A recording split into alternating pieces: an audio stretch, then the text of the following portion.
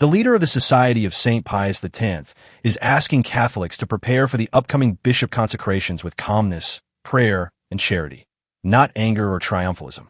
Father Davide Pagliarani recently released a long spiritual message ahead of the July 1st consecrations planned in Écône, Switzerland. The event is already attracting attention across the Catholic world because many believe it could create new tensions between the SSPX and Rome. But surprisingly, Pagliarani's message was not focused mainly on church politics or canon law. Instead, he focused on something else: the spiritual attitude Catholics should have during this moment. According to him, the consecrations are necessary because the crisis inside the church has become even more serious than it was in 1988, when Archbishop Marcel Lefebvre consecrated bishops without Vatican approval. Pagliarani says the goal is not rebellion. The goal, in his view, is preserving the Catholic faith, the priesthood, and traditional Catholic worship for future generations. He argues that many Catholics today feel a deep crisis in doctrine, morality, and liturgy. Because of that, he believes extraordinary actions are now required to protect tradition. Still, he repeatedly warns members of the SSPX not to approach this event with bitterness or pride. He says Catholics must defend the faith firmly, but without hatred or resentment toward church authorities. Throughout the message, Pagliarani constantly returns to one central theme: charity. He quotes St. Paul's famous words about charity many times, arguing that true Catholic strength must always be rooted in love, patience, and humility. According to him, defending tradition should never become an excuse for arrogance or personal anger. He warns that some Catholics can become too emotionally attached to debates about church politics, specific leaders, or internal conflicts.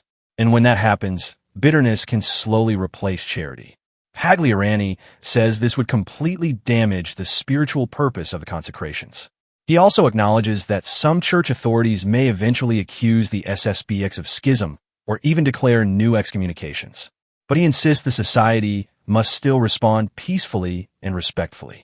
In his words, Catholics should not rejoice in conflict or punishments, even if they believe those punishments are unjust. Instead, he says they should accept suffering calmly and continue praying for the church. At the same time, Pagliarani also warns against another danger: triumphalism. He says the SSPX should not act as if the consecrations are a human victory over Rome or proof of moral superiority. According to him, preserving tradition is not something Catholics should boast about. It is a grace from God, and because it is a grace, Catholics should respond with gratitude and humility, not pride.